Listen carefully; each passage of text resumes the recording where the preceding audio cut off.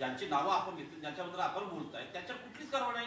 प्रत्येक वेळेस त्यांना मस्त मुभा मिळते, जामीन मिळते, म्हणजे आणि त्यांना अटक देखील होत नाही. ते पळून जातात, त्यांचे मोबाईल जमा केले जातात, ते पूर्ण सॉफ्ट असतात. हे राज्यात काय सुरू आहे?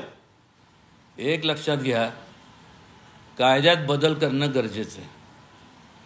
कारण ह्या लोकांना मी मागासवर्गीय जे बोललो होतो, ह्यांना अजमीन पात्र यांच्यावर गुन्हा दाखल करणं गरजेचं आहे.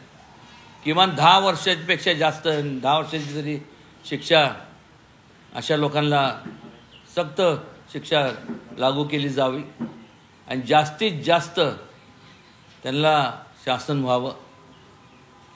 पण हे बोलत असताना अनेकदा आपण पाहतो अलीकडच्या काळात जे काय महिलांवरती जे अत्याचार होतात किंवा ज्यांच्यावरती जे म्हणजे बलात्कार होतात, अशा वेळेस सुद्धा लोक म्हणजे त्या लोकांना सुद्धा ज्यांनी केलं आहे त्या लोकांच्या बाजूनी सुद्धा वकील उभे राहतात. आणि ह्याच्यावरती कुठला तरी चांगला कडक कायदा केला पाहिजे, तरच या संपूर्ण याला आळा बसणार आहे.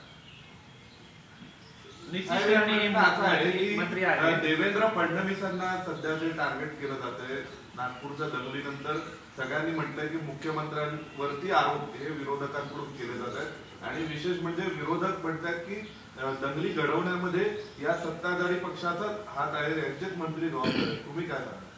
देवेंद्र फडणवीस यांना अडचणीत आणण्याचा काही लोक पक्षातले प्रयत्न करतात, मित्र पक्षातले त्यांचे सहकारी. नाही, असं काही नाही आहे. एक लक्षात घ्या,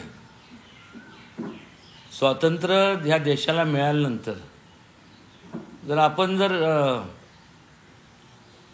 मागं वळून जर पाहिलं, जेव्हा काँग्रेसची राजवट होती त्यावेळेस दंगली भरपूर व्हायच्या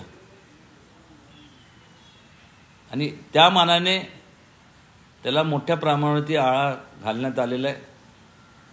पण ही जे व्यक्ती केंद्रित लोक असतात ते कुठल्याही समाजाचे किंवा कुठल्याही पक्षाचे नसतात.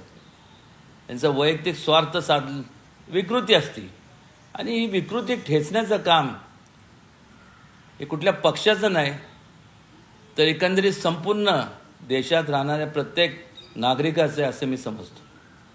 नितेश राणे हे मंत्री आहेत, त्यांनी मध्यंतरी असं म्हटलं होतं छत्रपती शिवाजी महाराजांच्या सैन्यामध्ये किंवा त्यांच्यासोबत कोणी मुस्लिम नव्हते. आता तुम्ही सांगितलं छत्रपती शिवाजी महाराज हे सर्वधर्म समभावाची शिकवण देणार होते. इयत्ता 4थीच्या पुस्तकामध्ये त्याचे सगळे दाखले आहेत, अभ्यासक्रमामध्ये उल्लेख आहे. आणि नितेश राणे सातत्यानं अशा पद्धतीची वक्तव्य करताना पाहायला मिळत आहेत. याबद्दल तुमचं काय मत आहे? नितेश राणेंना समज द्यायला पाहिजे का त्यांचा इतिहास कोणी शिकून द्यावा?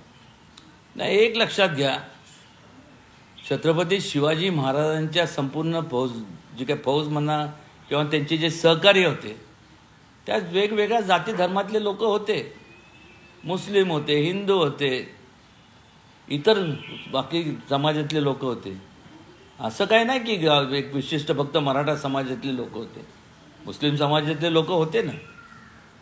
आणि ती जबाबदारीच्या पदावरती होते. नितेश राणे भावनेच्या आहारी जाऊन मला वाटतंय त्यांनी असं वक्तव्य करणं स्वाभाविक केलं असावं. कारण ज्या पद्धतीने संभाजी महाराजांचे जे हाल केले गेले